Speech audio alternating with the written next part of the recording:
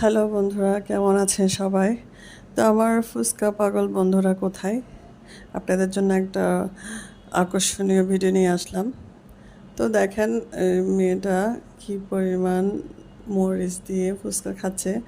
দেখতে এত বেশি লোভনীয় মনে হচ্ছে, মানে কি বলবো, কিভাবে যে খাচ্ছে দেখেন।